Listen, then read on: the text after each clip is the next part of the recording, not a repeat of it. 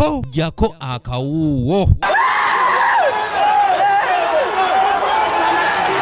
Ebiseera ebisinga wabaawo okusikangana ebitogi wakati w'abasuubuzi abatundira mu maduuka mu Kampala wamu n'abo abatambuza ebintu ku miryango gyabwe wamu ne ku nguudo boyinza okuyita abatembeeyi nga mu mbeera n'abasuubuzi bafiirwa ebyamaguzi byabwe oluusi n'okufiirwa obulamu.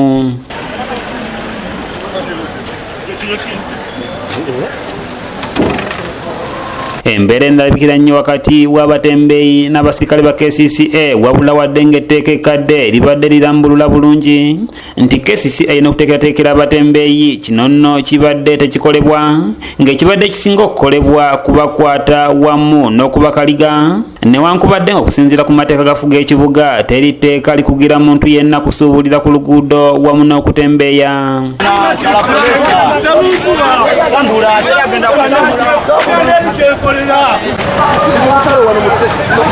Serunjoji Charles Musoke Salongo meya wa Kampala Central bw'abadde ku kitebe kya bannamawulire kya Uganda Journalists Association e Kawempe ategeeza bannamawulire nti oluvannyuma lw'abatembeeyi okulaba nga bafuna ebizibu ebyenjawulo bo nga bakulembeze basobola okutuula nabo ne bakkiriziganya ku nsonga ez'enjawulo ez'okutwala omulimu gwabwe mu maaso era ng'ono agamba nti bano bagenda na kulonda obukulembeze bwabwe.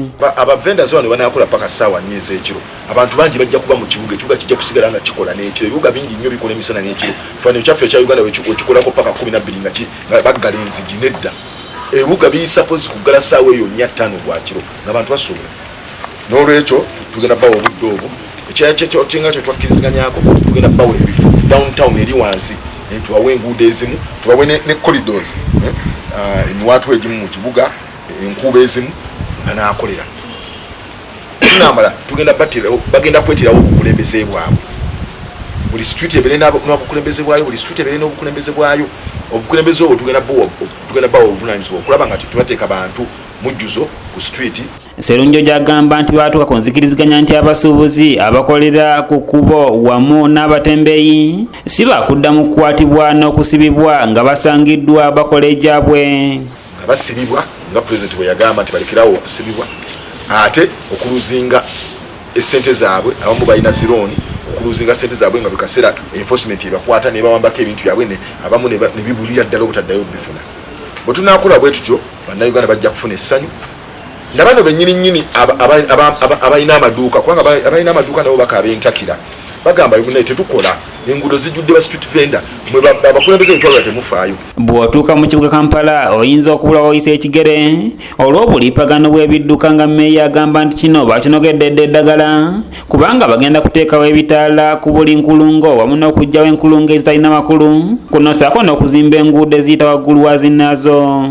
Olw'olwo twatandise dda era wemulaba enguudo ezimu batandise zifuukuula tugenda kuteeka ebitaala street lights ebi stopping emmoloka ebizi stopping nga nebigamba mugende tugenda biteeka kumpi ku signals ku junctions nga 40 mu kibuga wakati wa 40 na 50 ne roundabouts ezimu tugenda zijjawo ng'eyo emulage ejja kuvaawo tuteekewo ebitaala kubanga roundabouts ezimu kati ate era zireeta ki congestion mu kibuga. Ekyokuleeta bbaasi okutandika okusaabaza abantu mu kibuga nakyo akyogeddeko bw'ati era ng'agamba nti nakyo kyakumalawo akalipagano.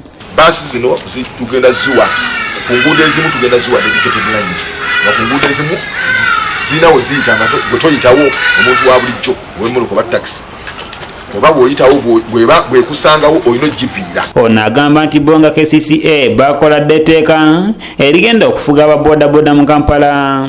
Twagala ababodaboda bakole naye nga balina enteekateeka ennuŋŋamu. Etteeka eryo lyakolebwa road mayor authority yalikola naye bwe linaafuluma lijja kulambulula enteekateeka ennuŋŋamu gye banaatambuliramu tube nga tulina coexistence. Ekyobulwadde bwa COVID-19 obuleetebwa akawuka aka coronavirus meeya nakyo akyogeddeko bw'ati. Tulina okumanya coronavirus yajja si bwa China yokka gye butandikidde kati butatandise okusaasaanira ensi yonna. N'olwekyo ffe nga KCCA etugamba bannayuganda tubeere ku alert kitegere nti obulwadde bwe buli tuve mu kuzannya. Matiya Sekanjako yakusakidde eggulire lino okulwa ABS Television.